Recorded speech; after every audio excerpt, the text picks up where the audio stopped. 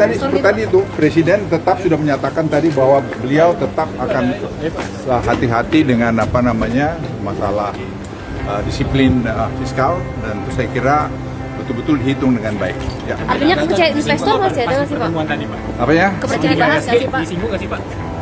Oh ya, nanti Presiden akan bertemu dengan apa namanya itu, dengan market, apa namanya itu, investor market.